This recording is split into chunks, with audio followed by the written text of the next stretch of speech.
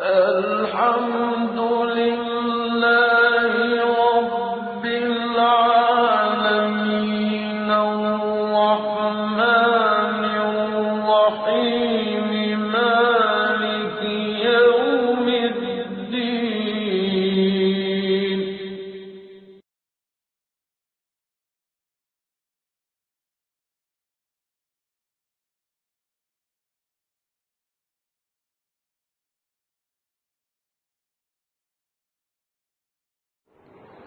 نحمده ونصلي على رسوله الكريم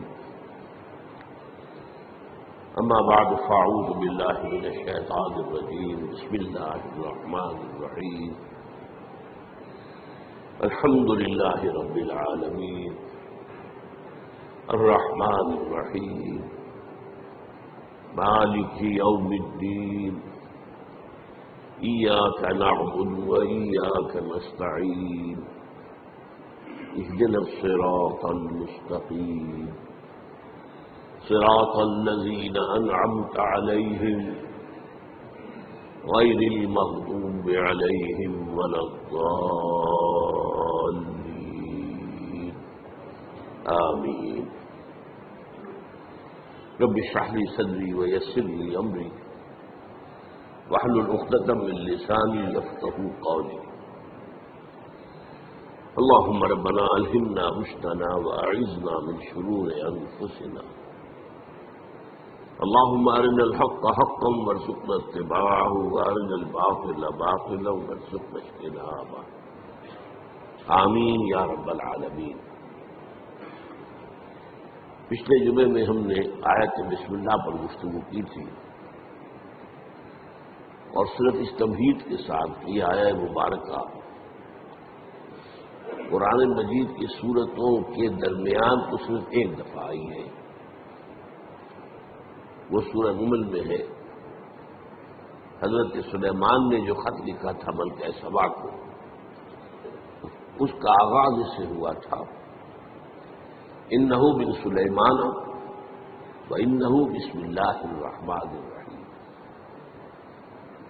باقی جو قرآن مجید کی 113 سورتوں کے شروع میں یا ان سے پہلے جو آیت درج ہے اس کے بارے میں اختلاف ہے کہ آیا یہ ان سورتوں کا حصہ ہے یا نہیں۔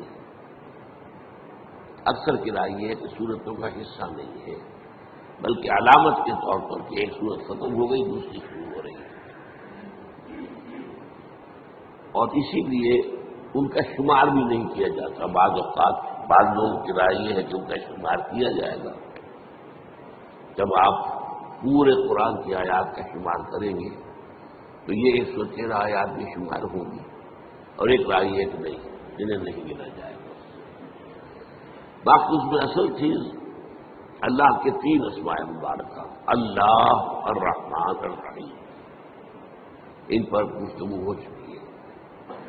اب ہم اللہ کے نام سے سورہ فاتحہ پر گفتگو اپنی شروع کر رہے ہیں۔ یہ بات سامنے آ چکی ہے کہ یہ 5ویں وحی ہے جو حضور پر ہوئی ہے، اور پہلی مکمل سورت ہے جو آپ پر نازل ہوئی۔ اس سے پہلے متفرق آیات نازل ہوئی۔ سورہ علق کے شروع میں 5 آیتیں، سورہ قلم اس کے شروع میں 7 آیتیں، سورہ مزمل کے شروع میں 10 آیتیں، اور سورہ مدثر کے شروع میں 7 آیتیں، پھر یہ 7 آیتیں سورہ فاتحہ۔ اس سورہ مبارکہ کے بارے میں یہ سب کو معلوم ہے کہ یہ ہمارے نماز کا جزو لازم ہے، بلکہ نماز نام ہی اس کا ہے، گویا کہ اصل نماز یہی ہے۔ اس لیے کہ ایک حدیث میں جس میں، اور حدیث قدسی ہے، حضرت ابو ہریرہ رضی اللہ تعالیٰ عنہ راوی ہے، مسلم شریف کے اندر روایت موجود ہے، اللہ تعالیٰ نے خود اس سورہ مبارکہ کا تجزیہ کرتے ہوئے فرمایا ہے قسمت الصلاۃ بینی و بین عبدی نصفین، میں نے نماز کو اپنے اور اپنے بندے کے درمیان آدھا آدھا تقسیم کر دیا۔ اور پھر شرح کی حضور نے صلی اللہ علیہ وسلم کہ 3.5 آیتوں میں اللہ کی حمد و ثنا ہے اور اللہ کی بندگی کا اقرار ہے. یہ تو اللہ کا حصہ ہو گیا. باقی 3.5 آیتوں میں اللہ سے استدعا ہے، دعا ہے. یہ گویا بندے کا حصہ ہوا. اس حوالے سے یہ چیز تو بالکل طے ہے کہ یہ 7 آیتوں پر مشتمل ہے. البتہ جو لوگ آیت بسم اللہ کو بھی شمار کرتے ہیں تو یا تو وہ 8 بن جائیں گی، لیکن ساتھ رکھنے کے لیے پھر وہ آخری 2 آیتوں کو ایک کرتے ہیں. صراط الذین انعمت علیہم غیر المغضوب علیہم ولا الضالین، اس کو ایک آیت مانتے ہیں. اس لیے آپ نے دیکھا ہوگا قرآن مجید میں وہاں پھر وہ آیت کا گول نشان نہیں ہے، بلکہ وہ 5 کا حصہ لکھا ہوا ہے. یعنی گویا کہ یہاں کچھ اختلاف ہے. آج ہم اس کی پہلی آیت کے بارے میں بات کر رہی ہیں. الحمدللہ رب العالمین. سب سے پہلے ہمیں سمجھنا حمد کسے کہتے ہیں. حمد کا ترجمہ عام طور پر کیا جاتا تعریف. کل تعریف ہے اللہ کے لیے، یہ تمام تعریف اللہ کے لیے. لیکن یہ ترجمہ اس اعتبار سے غلط ہے کہ تعریف کا لفظ عربی کا ہے اور اس کے خاص معنی ہے. تعریف کے معنی ہوتا ہے کسی چیز کی پہچان کروانا، معرفت کروانا. ہم کسی سے کہتے آپ کی تعریف کیا ہے، کیا مطلب؟ آپ اپنا نام بتائیے. یہ نام آپ کی پہچان ہے. آپ کی تعریف کیا ہے؟ اس کا مطلب یہ نہیں ہوتا کہ آپ اپنی حمد بیان کریں، اپنی ثنا بیان کریں، اپنے فضائل بیان کریں، اپنے اعلیٰ مقامات بیان کریں. بلکہ تعریف کا مطلب ہے پہچان کروانا. پہچان کرنا بھی نہیں. پہچان کرنے کے لیے تعارف کا لفظ آئے گا، تفاعل. جیسے تعلیم کے معنی کسی کو علم دینا اور تعلم کے معنی خود علم حاصل کرنا. تو تعریف اصل میں مناسب ترجمہ نہیں ہے، لیکن کیا کریں، اور اردو میں شامل نہیں ہو گیا. دوسرا لفظ اس کے لیے جو بہت صحیح ہے وہ ثنا ہے. کل ثنا اللہ کے لیے. ثنا کے معنی کیا ہے؟ یہ تسنیہ آپ کہتے ہیں 2. ثنا کے معنی لپیٹنے کے لیے. کسی میں جو ہم نے خوبی دیکھی وہی ہم نے اس کے سامنے بیان کی، گویا کہ اس کی خوبی کو اس کی طرف لوٹا رہے ہیں. یہ ثنا ہے. کل ثنا اللہ کے لیے ہے. تو جو بھی خوبیاں ہیں جس کی کہ اس اعتبار سے اس کی طرف اس کو لوٹایا جائے تو یہ ثنا ہو جائے. اب تیسری بات سمجھیے. تعریف اور ثنا بھی اس کا اصل مفہوم نہیں ہے. اس کا بنیادی مفہوم شکر ہے. کل شکر اللہ کے لیے. آپ دیکھیں گے کہ حضور سے بھی اور قرآن میں بھی جو مقام شکر کا آتا ہے وہاں پر لفظ حمد آتا ہے. آپ کو بھوک لگی ہوئی تھی، نہ قحط بھی تھی، کھانا کھایا، توانائی ایک جسم میں محسوس ہوئی. آپ کی کیا دعا پڑھی؟ الحمدللہ الذی اطعمنی وسقانی وجعلنی من المسلمین. اب یہ مقام شکر ہے کہ ہمیں اس نے کھانا دیا ہے، شکر ہے. اسی طریقے سے آپ کو اگر اجابت ہو جائے صبح ٹھیک تو طبیعت جو ہے ہلکی ہو جاتی ہے. قبض ہو تو طبیعت بھاری رہتی ہے. لہذا اجابت سے فارغ ہو کر کیا دعا ہے؟ الحمدللہ الذی اذھب عنی الاذی وعافانی. اس اللہ کا شکر ہے جس نے مجھ سے اذیت بخش ہے کو دور کر دیا. اذیت اور مجھے عافیت بخش دیا. یہ آپ نے حکما کا قول سنا ہوگا کہ قبض جو ہے وہ 100 امراض کی بنیاد بن جاتا ہے. تو گویا کہ یہ جو فضلات ہیں ہمارے جسم سے ان کا نکل جانا یہ ہمارے لیے ایک بڑی رحمت ہے. اس پر اللہ کا شکر ادا کیا. تو جہاں کہیں بھی مقام آئے گا کہ شکر کا لفظ آئے، اب آپ کی آنکھ کھلی صبح الحمد لله رب العالمين الرحمن الرحيم مالك يوم الدين.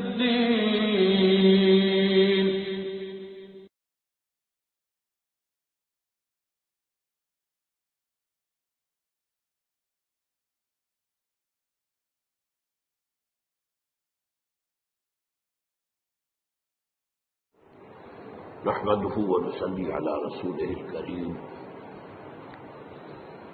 أما بعد فأعوذ بالله من الشيطان الرجيم. بسم الله الرحمن الرحيم. الحمد لله رب العالمين الرحمن الرحيم مالك يوم الدين إياك نعبد وإياك نستعين اهدنا الصراط المستقيم صراط الذين أنعمت عليهم غير المغضوب عليهم ولا الضالين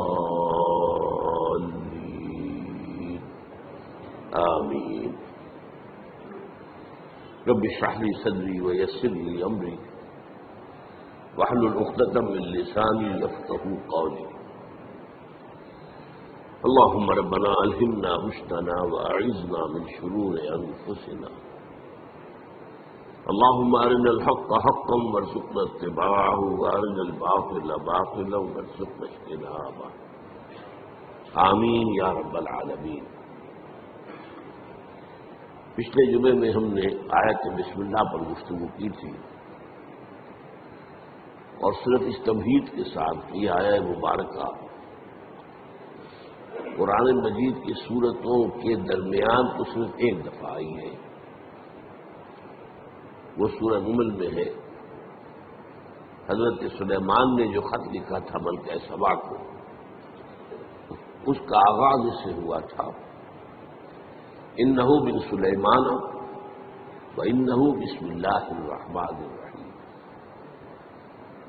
باقی جو قرآن مجید کی 113 سورتوں کے شروع میں یا ان سے پہلے جو آیت درج ہے اس کے بارے میں اختلاف ہے کہ آیا یہ ان سورتوں کا حصہ ہے یا نہیں. اکثر کی رائے یہ ہے کہ سورتوں کا حصہ نہیں ہے بلکہ علامت کے طور پر کہ ایک سورت ختم ہو گئی دوسری شروع ہو رہی ہے،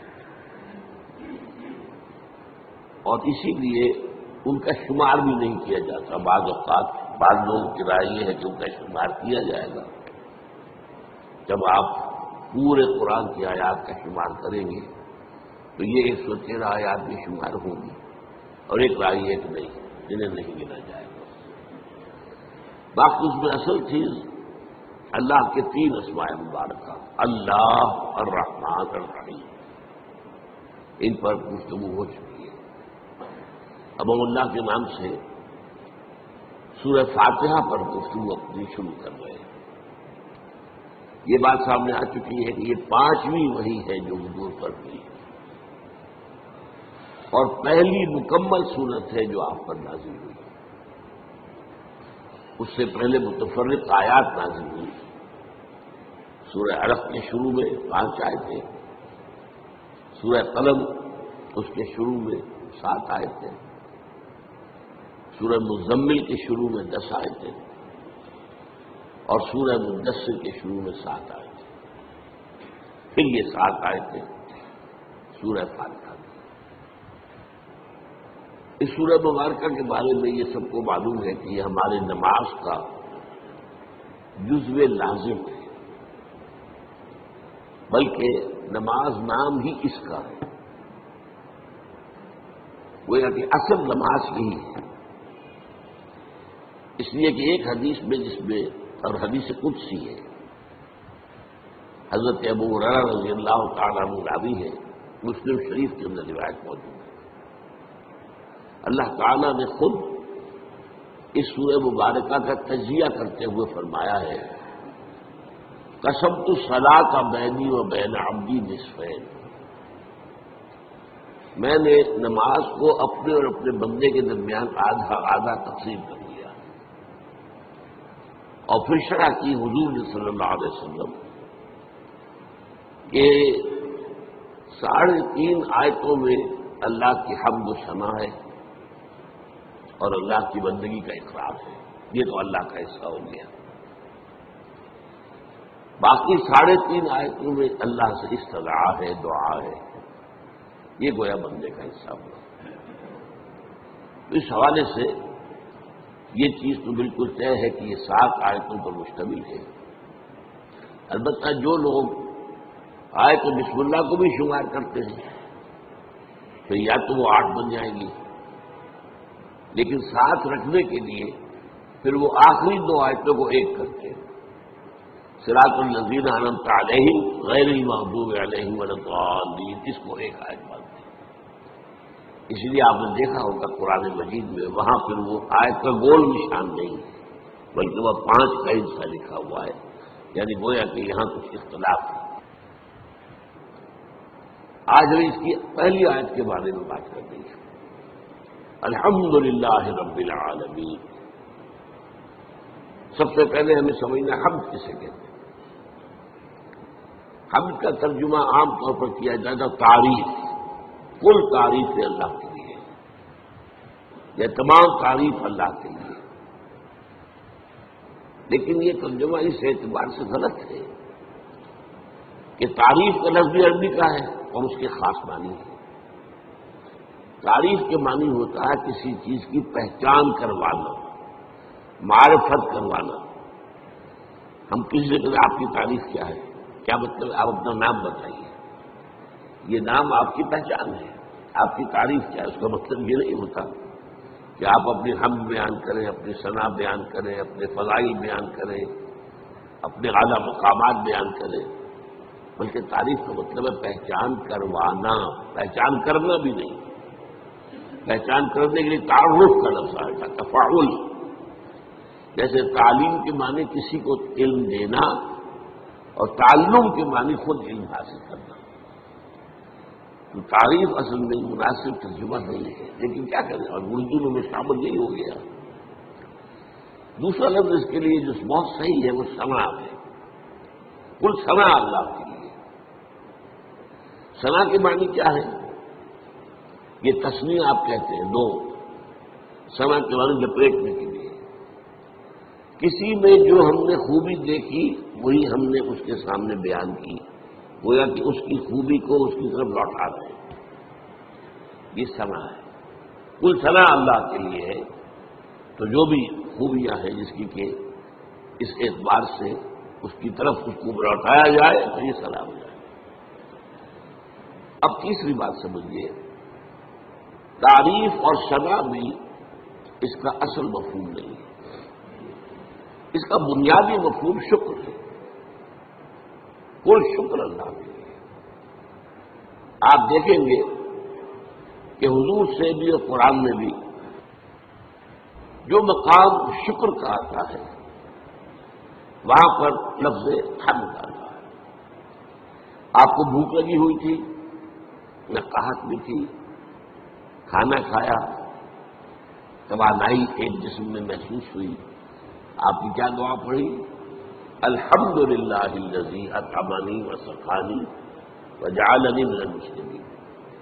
اب یہ مقام شکر ہے کہ ہمیں اس نے کھانا دیا ہے، شکر ہے. اسی طریقے سے آپ کو اگر اجابت ہو جائے صبح ٹھیک تو طبیعت جو ہے ہلکی ہو جاتی ہے. قبض ہو تو طبیعت بھاری رہتی ہے. لہذا اجابت سے فارغ ہو کر کیا دعا ہے؟ الحمدللہ الذی اذھب عنی الاذی وعافانی. اس اللہ کا شکر ہے جس نے مجھ سے اذیت بخش شے کو دور کر دیا، اذیت، اور مجھے عافیت بخش دیا. یہ آپ نے حکما کا قول سنا ہوگا کہ قبض جو ہے وہ 100 امراض کی بنیاد بن جاتا ہے. تو گویا کہ یہ جو فضلات ہیں ہمارے جسم سے ان کا نکل جانا یہ ہمارے لیے ایک بڑی رحمت ہے. اس پر اللہ کا شکر ادا کیجیے. تو جہاں کہیں بھی مقام آئے گا کہ شکر کا لفظ آئے، اب آپ کی آنکھ کھلی صبح فذکر بالقرآن من یخاف وعید، آپ تذکیر کیے، یاد دہانی کرائیے. یہ تعلیم نہیں ہے، تعلیم تو اس چیز کی ہوتی ہے جو پہلے انسان کو معلوم نہ ہو. تذکیر وہ ہے جو آپ کو یاد تھی، معلوم تھی، بھول گئے آپ، لیکن آپ کے علم میں تھی، بھول گئے. تذکیر یاد دہانی، بھائی فلاں وقت ہوا تھا نا معاملہ، تمہیں یاد نہیں رہا، یہ آپ تذکیر کر رہے ہیں. کوئی ادھر ادھر کی بات کر کے آپ بتائیں گے یاد آ جائے، ہاں مجھے یاد آ گیا، یہ تذکیر. تو قرآن تذکیر کے لیے آیا ہے، تذکرہ ہے، ذکرہ بھی کہا گیا. وَلَقَدْ يَسَّرْنَا الْقُرْآنَ لِلذِّكْرِ فَهَلْ مِن مُّدَّكِرٍ، اس یاد دہانی کے ورنہ تمہارے اندر موجود ہے. اللہ کی معرفت ہے، اللہ کی محبت ہے، نیکی اور بدی کا شعور ہے، یہ دے کر دنیا میں بھیجا ہے. اور اس کے بعد یہ ہے کہ اس سے اگلی ہدایت اللہ نے اپنی کتابیں نازل کر دی، اللہ نے اپنے نبی بھیج دیے، اپنے رسول بھیج دیے. پھر اس سے اگلی ہدایت کیا ہے؟ تم ارادہ کرو خیر کا، اللہ توفیق دے گا اور انگلی پکڑ کر تمہیں پہنچائے گا. یہ ہے ہدایت کی وہ آخری منزل کہ جب وہ داخلہ ہوگا تو اہل جنت کی زبان پر یہ حمد کا ترانہ ہوگا، الحمدللہ الذی ہدانا لہذا وما کنا لنہتدی لولا ان ہدانا اللہ. اس میں یہ ہے کہ وہاں پہنچا دینا، لیکن اس دعا کو آپ یاد کر لیجئے. کبھی کوئی نئی بات آپ کے علم میں آ گئی تب بھی آیت پڑھیے، یہ اللہ نے مجھے علم دیا ہے. ہم اس قابل نہیں تھے کہ علم خود حاصل کرتے. وہ اس آیت کا ترجمہ کیا ہے؟ کل شکر اس اللہ کا ہے جس نے ہمیں یہاں پہنچایا جنت تک. ہم پہنچنے والے نہیں تھے، ہم اپنے بل پر، اپنی سمجھ سے، اپنی کوشش سے پہنچنے والے نہیں تھے. وما كنا لنهتدي لولا ان هدانا اللہ. اسی طرح آپ کو کسی مجلس میں کوئی آپ کو محسوس ہو کہ آپ کے دل کو کوئی روشنی ملی ہے، کوئی آپ کو ہدایت کا کوئی نقطہ ہاتھ آیا ہے، کوئی ہدایت کی طرف آپ کی کوئی توجہ ہوئی ہے، یہ دعا مانگیے. الحمدللہ الذی ہدانا لہذا وما كنا لنہتدی لولا ان ہدانا اللہ. چاہے وہ کسی کے ذریعے سے آیا ہو، لیکن الٹیمیٹ سورس تو اللہ ہے. خود اس کو کس نے بتایا تھا؟ اللہ نے بتایا تھا. ہمیں جس نے سکھایا ہے اسے کس نے سکھایا تھا؟ اللہ نے سکھایا تھا. اسی طرح الحمدللہ الذی صدقنا وعدہ واورثنا الارض نتبوأ من الجنۃ حیث نشاء. ایک جگہ یہ ترانہ آیا ہے، جنت والے ترانہ جو ہے کل شکر اللہ کا ہے جس نے ہم سے اپنا وعدہ سچا کر دکھایا. اس نے ہم سے کہا تھا کہ تم میرے راستے میں چلو گے میں تمہیں جنت دوں گا. آج ہمیں اللہ نے وہاں پہنچا دیا. صدقنا وعدہ، اس نے اپنا وعدہ ہمارے ساتھ سچ کر دکھایا اور ہمیں بنا دیا وارث، اس جنت کی زمین کا وارث بنا دیا. ہم جہاں چاہے ڈیرا لگائیں، کھلی چھوٹ ہے ہمیں. الحمدللہ الذی صدقنا وعدہ واورثنا الارض، زمین کا ہمیں وارث بنا دیا. اس سے بعض حضرات نے سمجھا ہے یہ کہ جنت کی ابتدائی منزل اسی زمین پر ہوگی، زمین کا وارث بنا دیا گیا. واورثنا الارض، بعض نے کہا نہیں، ارض سے مراد ارض جنت ہے، جنت کی زمین کا ہم نے وارث بنایا. لیکن میری ذاتی رائے بھی یہی ہے، اصل میں حساب کتاب یہی ہوگا، میدان حشر اسی زمین میں ہوگا. اس لیے کہ قصہ زمین برسر زمین. آپ نے نیکی یہی کمائی ہے، بدی بھی یہی کمائی ہے، اس کی سزا بھی یہی ہوگی اور اس کی جزا بھی شروع یہاں ہوگی. لیکن شروع ہوگی جزا کے مرحلے سے، اس کے بعد جنت، آسمانی جنتوں کی طرف عروج ہوگا. لیکن وہ جو میں نے کئی دفعہ آپ کو بتایا ہے قرآن مجید میں ایک نزول کا لفظ آتا ہے، نزول، اور ایک عربی میں ضیافت کا لفظ، دونوں میں فرق کیا ہے؟ نزیل کہتے ہیں کسی مہمان کو جب کہ وہ فوراً آیا آپ کے یہاں، نظر اترا. کوئی اونٹ سے اترا آپ کے دروازے پر نزیل ہے، گھوڑے سے اترا آپ کے دروازے پر نزیل ہے، کسی خچر پر تھا، گدھے پر تھا، اترا نزیل ہے۔ آج آپ کار سے اترتے ہوئے نزیل ہے، نظر تو ہے۔ آتے ہی آپ کیا کرتے ہیں؟ موسم کے لحاظ سے کوئی ٹھنڈا یا گرم، فوری طور پر ٹھنڈا یا گرم جو ہے اس کی تبادلہ کی جائے گی، پھر ضیافت ہوگی، پھر اہتمام ہوگا، پھر جو ہے آپ اہتمام کے ساتھ کھانا تیار کریں گے، اس کو ضیافت ہے۔ یہ جو قرآن مجید میں یہ نقطہ جو ہے بعض لوگوں کو بہت پریشان کرتا ہے، ذرا لطیف مزاج رکھنے والے لوگوں کو، کہ کیا جنت کے اندر اللہ تعالیٰ پورے ہوں گے، غلمان ہوں گے، شہد ہوگا، دودھ ہوگا، پھل ہوں گے، یہ مادی چیزیں جو ہیں ان کی کیا قدر و قیمت ہے؟ کیا یہی کچھ ملنا ہے؟ اس کے جواب یہی ہے، یہ نزل ہے، ابتدائی جو ہے مہمان نوازی اس سے ہوگی۔ اور کیوں ہونی ہے؟ ایک بندہ مومن اپنے راستے پر اگر وہ چلتا ہے ایمان اور اسلام پر، تو اس دنیا میں نعمتوں میں سے اکثر حالات میں محروم رہتا ہے۔ حلال کے ذریعے سے کہاں آپ پھل لائیں گے، کہاں اپنے بچوں کو پھل کھلائیں گے؟ آپ کو ٹھنڈی ترشی کے ساتھ جو ہے آپ نے اپنے نفس کے اوپر بھی قابو رکھا ہے، آپ نے کوئی جنسی جو ہے بے راروی اختیار نہیں کی ہے۔ یہ جن خواہشات کو جو اللہ نے ہمارے اندر رکھی ہوئی ہیں ان کو کنٹرول کیا، روکا ہے۔ نہن نفس عن الہوا، خواہشات سے اپنے نفس کو روک کے رکھا۔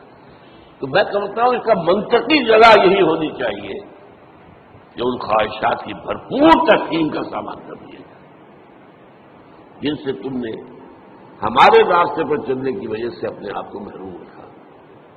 لیکن یہ نزول ہوگا، آخری جنت کی جو نعمتیں ہیں جو اور آگے درجے کھلیں گے، پھر چڑھنا ہوگا، صعود ہوگا۔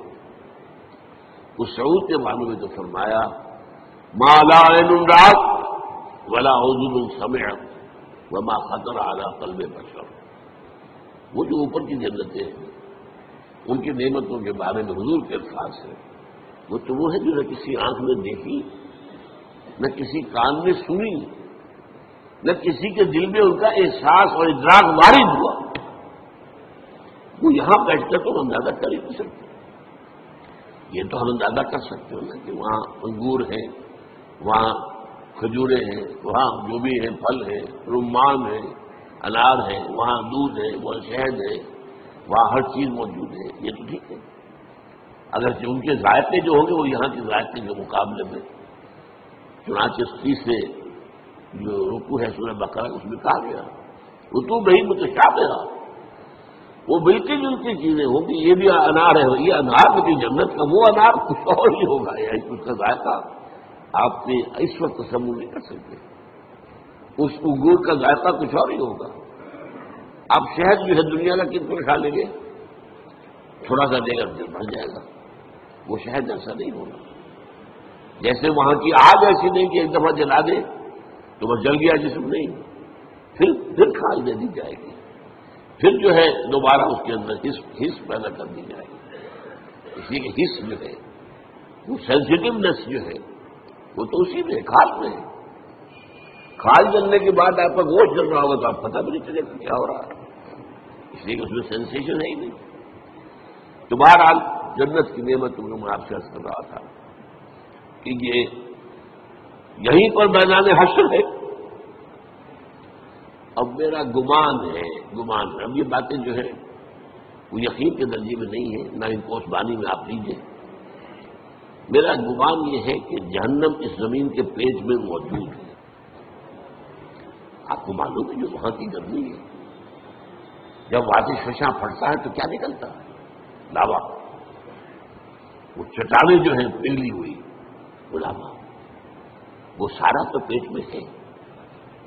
اب کیا ہوگا سوچئے، ایک گیند ہے، فٹ بال ہے، اس کے پیٹ میں کچھ ہے، جب آپ اس گیند کو کھینچیں گے ادھر سے ادھر سے، چپٹی ہوگی تو درمیان کی چیز باہر آ جائے گی کہ نہیں؟ وَأَلْقَتْ مَا فِيهَا وَتَخَلَّتْ، وہ دن قیامت کا کیا جب زمین کو کھینچا جائے گا. فَإِذَا الْأَرْضُ مُدَّتْ إِذَا السَّمَاءُ انشَقَّتْ وَأَذِنَتْ لِرَبِّهَا وَحُقَّتْ وَإِذَا الْأَرْضُ مُدَّتْ وَأَلْقَتْ مَا فِيهَا وَتَخَلَّتْ وَأَذِنَتْ لِرَبِّهَا وَحُقَّتْ. اب وہ کھینچیں گے آپ تو اس کے اندر سے درمیان چیز باہر نکل آئے گی. یہ ہوگی جہنم. اس جہنم کا معاملہ اسی زمین میں سے. پھر وہی لفظ کہہ رہا ہوں جس سے زمین برسر زمین. لیکن یہ کہ جنت جو وہ ہوگی زمین کی وہ صرف پہلی منزل ہے اس کی. وہ آپ کہہ لیجئے کہ وہ در حقیقت استقبالیہ ہے جو وہاں پر ہو رہا ہے اور وہاں پر نزل دیا جا رہا ہے. یہ ساری چیزیں جو گنوائی گئی ہے قرآن میں یہ نزل کے درجے میں. پھر اونچے درجے ہوں گے، پھر اونچے درجے ہوں گے. دوبارہ یہ میری بات کہاں سے چلی تھی؟ الحمدللہ الذی صدقنا وعدہ وأورثنا الارض نتبوأ من الجنۃ حیث نشاء. کل شکر اللہ کا ہے جس نے ہم سے اپنا وعدہ پورا کیا اور ہمیں زمین کا وارث بنا دیا. یہ زمین جیسا کہ میں نے کہا اکثر کے نزدیک تو جنت ہے، جنت کی زمین جس کا وارث ہم بنے. لیکن بعض کا خیال میری رائے بھی یہی ہے وہ یہی زمین ہے. اس لیے کہ آپ کو معلوم ہے سورہ فجر میں کیا فرمایا؟ وَجَاءَ رَبُّكَ وَالْمَلَكُ صَفًّا صَفًّا. جاء ربک، آ جائے گا تمہارا رب. اللہ تو نزول فرمائے گا، میدان حشر میں آئے گا، یہی مقدمہ ہوگا، یہی عدالت لگے گی. جاء ربک والملک صفا صفا. تمہارا رب بھی آ جائے گا اور پھر فرشتے ہوں گے صفے باندھے ہوئے قطار جو قطار. یہ نزول ہو. وَيَحْمِلُ عَرْشَ رَبِّكَ فَوْقَهُمْ يَوْمَئِذٍ ثَمَانِيَةٌ. وہ جب اللہ تعالیٰ اپنے اس عرش سے اتر کے اس زمین تک آئے گا، اب وہ کیا کیفیت ہوگی آپ اس کے لیے کچھ نقشہ ذہن میں کوئی مادی کو وجود اللہ کا نہ سمجھیے، لیکن کوئی کیفیت ہے جس کا نام جس کو ان الفاظ سے تعبیر کیا گیا ہے.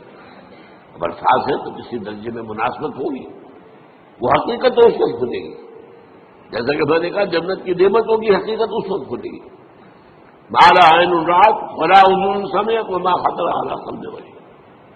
اور قرآن میں جو آتا ہے لہم ما یشاؤون فیہا ولدینا مزید. اہل جنت کے لیے وہ تو سب کچھ ہوگا ہی جو وہ چاہیں گے، ہمارے پاس اور بھی بہت کچھ ہے جس کا تصور ہی نہیں ہوگا. میں نے اس کا ایک واقعہ یاد آ گیا مجھے، اب کئی دفعہ بیان کیا میں نے. میرے ایک دوست ہے ڈاکٹر یقین صاحب کے بھائی نے مراد چشم، انہوں نے مجھے سنایا وہ جا رہے تھے لندن. اب ان کے بچے جو ہے کوئی کہا تھا میرے لیے یہ لائیے، میرے لیے یہ لائیے، میرے لیے یہ لائیے. ایک چھوٹی سی بچی تھی، انہوں نے کہا ابا میرے لیے پینسل لے کے آئی. اب وہ لندن سے پینسل منگوا رہی ہے، اس کا ذہن اس سے آگے ہے ہی نہیں. وہ لڑتی ہوئی اپنے بڑے بہن بھائیوں سے، وہ اس کو چھینتی ہوئی، مجھے دو میں کچھ دکھوں یہاں لکیریں کھینچوں کہیں، اور وہ بڑے بہن بھائی اس کو چھینتے ہوں گے اس سے. تو اس کے لیے تو بہت بڑی نعمت تھی پینسل. تو ابا میرے لیے پینسل لے گیا. تو ہم کہاں تک تصور کریں گے؟ ہمارا ذہن بہت چھوٹا ہے. لہم ما یشاؤون فیہا، وہاں وہ تو سب کچھ ہے ہی ہے جس کا کہ ان کے اندر تمنا ہے، آرزو ہے، خواہش ہے، جس کی سمجھ ہے، جس کا ادراک ہے، جس کا شعور ہے. وَلَدَيْنَا مَزِيدٌ، ہمارے پاس اور بہت کچھ ہے. اور یہاں وہ جوڑ لیجیے ما لا عین رأت ولا اذن سمعت وما خطر علی قلب بشر. تو یہ اصل میں حمد ہے، شکر. الحمدللہ یہاں الف لام جو لگ گیا ہے، اور اسے اصل میں کہا جاتا ہے لام، صرف الف لام نہیں کہتے، لام تعریف. الف جو ہے یہ حمزۃ الوصل کہلاتا ہے، کیونکہ کوئی لفظ جو ہے وہ ساکن لفظ سے شروع نہیں ہو سکتا. اب اسٹیشن تو کیا کہیں گے، سٹیشن ہو جائے گا عام طور پر. یا یو پی وغیرہ میں کیا روایت ہے اسٹیشن، وہ اس کے ساتھ الف لگا دیتے تھے. سکول، سکول، سین ساکن ہے، کیسے بولے اس کو؟ کوئی زبر لگے گا یا وہ اسکول. اسکول اسٹیشن، تو ہمارے ہاں کالج میں چڑھاتے تھے لوگ ایک دوسرے کو، جو یو پی سے آئے تھے ان سے کہا آج تم اسکول کہتے ہو، تم اسٹیشن کہتے ہو، اور وہ کہتے تم اسٹیشن کہتے ہو، تم سکول کہتے ہو. تو یہ ہے، تو یہ حمزۃ الوصل کہلاتا ہے، جوڑنے کے لیے. مطلب صرف لام ہے، لام تعریف. یہ لام بہت سی قسموں کا ہے. ایک تو کسی شے کو نکرہ سے معرفہ بنا دینا. العلم، علم نکرہ ہے، وہ علم. العلم معین علم، خاص علم یا مکمل علم یا حقیقی علم. ال سے وہ نکرہ سے معرفہ بن گیا. ایک ال کا معنی یہ لام جو ہے حصر ہوتا ہے. الانسان، کل کے کل انسان. الانسان کا مطلب یہ ہوا یا تو وہ جو معرفہ بنایا تو یا تو ہوگا کوئی معین انسان اور یا کل انسان. والعصر ان الانسان لفی خسر، زمانے کی قسم ہے تمام انسان خسارے میں ہے، گاٹے میں. تو الف لام، لیکن لام کہنا چاہیے یہاں کل کے معنی میں. کل تعریف اللہ کے لیے، کل ثنا اس کے لیے، کل شکر اس کا. اب آپ نے سوچا اس سے کس چیز کی جڑ کٹی؟ شرک کی جڑ کٹ گئی. دنیا کن چیزوں کو اللہ کے ساتھ جمع کرتی ہے جن سے انہیں کوئی فائدہ پہنچتا؟ سورج دیتا، ہاتھ جوڑ کے کھڑے ہو گئے. انہیں پتا ہے اسی کی تمازت سے ہماری فصلیں پکتی ہے، ہمیں معلوم ہے اسی سے ہوائیں چلتی ہیں، وہ ہمارے بارش لے کے آتی ہیں. گویا کہ اس حیات عرضی، اس زمین پہ جو حیات ہے وہ کل کی کل صورت کی مضمون احسان ہے. لہذا ہاتھ جوڑ دیا، سجدہ کر دیا سجدے. لیکن اگر معلوم ہو کہ سورج میں کچھ نہیں ہے، جو کچھ اس میں ہے وہ اللہ کا پیدا کرتا. الحمدللہ، کل شکر اللہ کا ہے. یہ الحمدللہ جو ہے یہ در حقیقت جڑ کاٹ دینے والا ہے شرک. کسی اور میں کوئی خوبی دیکھی، پھول خوبصورت ہے، آپ کہیں گے، عام آدمی کہے گا بڑا خوبصورت پھول ہے، بندہ مومن کہے گا سبحان اللہ، مجھے تو اللہ یاد آیا، اس پھول میں تو کچھ نہیں ہے، تو اللہ کی طرف سے عطا کرنا ہے. آپ کو تصویر دیکھتے مصور کی، اگر وہ بہت اچھی بنی کس کی تعریف کرتے؟ مصور کی کہ تصویر کی؟ تعریف تو مصور کی ہے، اس نے کہ تصویر کی ہے، یہ بنائی ہے. تو در حقیقت الحمدللہ. اور یہ جان دیجیے یہی شکر جو ہے عبادت کی شکل اختیار کرتا ہے. کیوں؟ اس لیے کہ ایک اصول ہے فطرت انسانی کے اندر مضمر ہے، ہل جزاء الاحسان الا الاحسان. یہ سورہ رحمان کی آیت ہے. بھلائی کا بدلہ بھلا ہی ہوگا نا. کسی نے آپ کے ساتھ کوئی خیر کیا ہے، اچھا کام کیا ہے، آپ کے دل میں ہوگا میں بھی اس کی خدمت کروں. اگر انسانیت آپ میں ہے تو اس شکر کا بدلہ، جیسے کہ ہمیں معلوم ہے کہ حضور ہدیہ قبول کرتے تھے لیکن ہدیہ دیتے نہیں تھے. چنانچہ جو بھی کوئی آپ کے ساتھ بھلائی کرے آپ اس سے بھلائی کریں. والدین کی بھلائی وہ اتنی ہے کہ ہم کتنی ہی خدمت کر لیں ان کا حق ادا نہیں ہوگا، اور سوائے اس کے کوئی چارہ کار نہیں کہ اللہ سے دعا کریں، اے اللہ ورحمہما کما ربیانی صغیرا. پروردگار جس طرح میرے والدین نے مجھے پالا پوسا جبکہ میں چھوٹا سا تھا، تو ان پر رحم فرما. میں ان کا حق ادا نہیں کر سکتا. بس البتہ یہ کہ انسان مخمور بر تو کرتا ہے، سلیم الفطرت انسان ہو، فطرت کج نہ ہو گئی ہو، پرورٹڈ نہ ہو، تو والدین کی خدمت، بوڑھے والدین کو. آپ کو معلوم ہے صرف دو چیزیں ہیں جن کے بارے میں کہا گیا ان کو دیکھنا بھی عبادت ہے. محبت اور تعظیم کی نگاہ سے کعبے کو دیکھنا عبادت. چاہے آپ طواف نہیں کر رہے، چاہے آپ کوئی نماز نہیں پڑھ رہے، کعبے کے سامنے بیٹھ کر محبت اور تعظیم کے ساتھ اس کو دیکھنا عبادت ہے. بوڑھے والدین کو دیکھنا محبت کے ساتھ عبادت.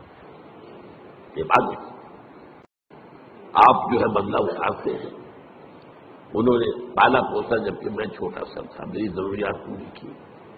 اب یہ بوڑھے ہیں، یہ محتاج ہیں، اب ان کی ضرورتیں میں پوری کروں. اگرچہ جیسا کہ میں نے کہا کہ حق ادا نہیں ہو سکتا، لیکن اب آپ سورج کا کیا حق ادا کریں گے؟ کچھ بھی نہیں کر سکتے. یہ جذبہ شکر جو ہے سورج کا، یہ عبادت کی شکل اختیار کرتا ہے. جہاں آپ کو بدلہ نہیں دے سکتے، سر جھکا دیجیے، تعظیم کیجیے اس کے سامنے سجدہ کیجیے. یہی تو ہے شکر سے عبادت. یہ فلسفہ ہے، سمجھ لیجیے. شکر کی بنیاد پر عبادت ہے. اسی لیے تو جس کو کہا حضور نے، اور میں نے ابھی حدیث آپ کو سنائی تھی، حدیث قدسی، الصلاۃ، جو اصل دعا ہے اس کی پہلی آیت ہی ہے الحمدللہ رب العالمین. قرآن کی پہلی آیت، پہلا لفظ کیا ہے قرآن کا؟ اگر آیت کے بسم اللہ اس میں شمار نہ کی جائے، جیسا کہ میں نے کہا کہ غالب رائے یہی ہے کہ وہ اس کا حصہ نہیں ہے، تو پہلا لفظ قرآن کا کیا؟ الحمد. اور آپ کو معلوم ہے یہ لفظ کتنا پیارا ہے اللہ کو. حضور کے نام سارے کے سارے اسی مادے سے ہیں. محمد ہم سے، احمد ہم سے، محمود، حامد ہم سے. اور اس امت کا نام پتہ ہے کیا ہے؟ حمادون، اللہ کی بہت حمد کرنے والے. حماد یہ مبالغے کا صیغہ ہوا، اللہ کی بہت حمد کرنے والے. اور ایک خاص بات یاد آئی ہے، حضور کی ایک حدیث ہے بڑی عجیب. قیامت کے دن وہ میدان حشر جس کا میں نے نقشہ آپ کے سامنے بھی کھینچا ہے، ایک تو یہ کہ وہاں حضور کو ملے گا کیا مقام؟ مقاماً محمودا، وہی لفظ ہم. اور سب سے بڑی بات یہ، حضور نے فرمایا لواء الحمد بیدی، حمد کا جھنڈا میرے ہاتھ میں ہوگا. اور اس دن میں اللہ کی وہ حمد کروں گا جو آج نہیں کر سکتا. اس نقطے کو سمجھنا ہوتا ہے، غور کرنا ہوگا. ہر شے کی حمد اس کے ادراک اور شعور کے مطابق ہی ہو. کسی نے آپ کے ہاتھ پر ہیرا رکھا، آپ نے سمجھا شیشے کا ٹکڑا ہے، تو کیا شکر کریں گے آپ؟ اگر معلوم ہو یہ ہیرا ہے تو شکر جو ہے اس کے متناسب شکر آپ کے قلب میں پیدا ہوگا. معرفت جو اس وقت ہوگی وہ آج نہیں ہے. پردے اٹھ چکے ہوئے آج، چاہے اب بھی حضور کی معرفت ظاہر بات ہے، یہ تمام انسانوں میں مخلوقات میں سے بڑھ کر ہے. لیکن یہ کہ وہاں جب بے پردہ ہوگا وہاں، تو فرمایا کہ وہ جو حمد میں اس میں بیان کروں گا وہ آج نہیں کر سکتا. تو یہ الحمدللہ یہ اللہ پر ہم گفتگو کر چکے ہیں. کل حمد کل شکر اللہ کے لیے، لہذا تعریف اسی کے لیے ہوگی، ثنا اسی کی ہوگی، شکر اسی کا ہوگا، عبادت اسی کی ہوگی. الحمدللہ رب العالمین. رب، اب رب کسے کہتے ہیں؟ رب کے معنی ہے مالک، اور کسی چیز کو پروان چڑھانے والا. اس کا خاص تعلق ہے. جو مالک ہوگا کھیتی کا وہ اسے پروان چڑھائے گا، بڑھائے گا. رب المال، سرمایہ والا، وہ سرمایہ کو بڑھانے کی فکر کرے گا. مزاربت ہو رہی ہے، ایک شخص کا سرمایہ ایک محنت کر رہا، یہ رب المال کہلاتا ہے. رب المال، رب الدار، گھر کا مالک، تمام جہانوں کا رب. اب یہ تمام جہان کون سے ہیں؟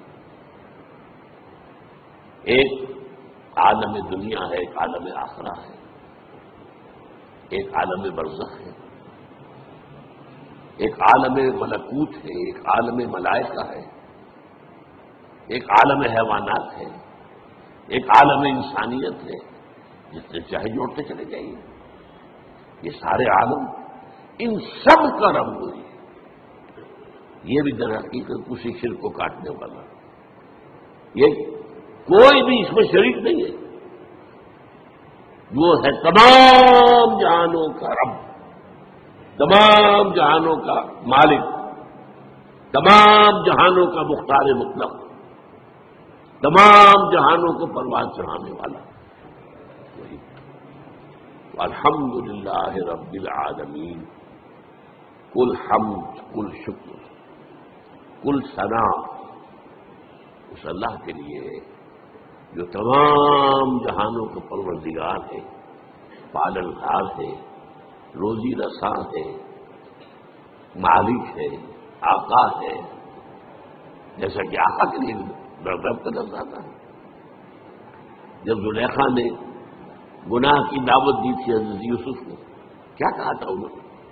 انہ ربی احسن مثوایا، یہ تمہارا شوہر جو ہے عزیز مصر، وہ میرا آقا ہے، ظاہر بات ہے خریدا تھا اس نے، اور اس نے مجھے بہترین طریقے پر رکھا ہے، میرے ساتھ اس نے سلوک کیا ہے، اب میں اس کے ساتھ خیانت کروں تو مجھے کس چیز کی دعوت دے رہی ہے؟ رب۔ تو اسی طریقے سے حضرت یوسف کے پاس جب ایلچی پہنچا تھا جیل میں، تو کہا گیا جاؤ اپنے رب کے پاس، میں نہیں جاؤں گا اس کے پاس جب تک کہ وہ معاملہ طے نہ ہو جائے جو مجھے بدنام کیا گیا تھا اور بدنام کر کے جیل میں پہنچایا گیا تھا۔ واقعی میں داغدار تھا، یعنی ربک، لوٹ جاؤ اپنے رب، بادشاہ کو رب کہا گیا۔ تو رب جو ہے مالک کسی شے کا، رب البیت، رب المال، تو تمام جہانوں کا مالک اور آقا، تمام جہانوں کا پروردگار و پالنہار کر رہا ہے۔ بس آج اسی ایک آیت پر گفتگو ہوئی ہے، اگلی آیت تو ہم پڑھ چکے ہیں الرحمن الرحیم، تو اس سے اگلی آیت تیسری جو ہے اس پر انشاءاللہ اگلے جمعے میں، میری طبیعت تو خیر اچھی نہیں چل رہی ہے، میں وعدہ کیے ہوئے ہوں ایک جگہ پر مجھے جمعہ پڑھانا ہے، حویلی لکھا، وہاں ہمارے ایک ساتھی نے مسجد بنائی ہے، تعمیر کی ہے، وہ چاہتے ہیں کہ وہاں جمعہ پہلا میں پڑھاؤں، میں نے وعدہ کر دیا تھا، تو اگر جیسا اس وقت ہوں ایسا بھی ہوا تو انشاءاللہ جاؤں گا، تو پھر شاید اگلے جمعے میں آپ سے یہاں ملاقات نہ ہو، تو اس سے اگلے جمعے میں اب مالک یوم الدین پر گفتگو ہوگی۔ اقول قولی ھذا واستغفر اللہ لی ولکم ولسائر المسلمین والمسلمات۔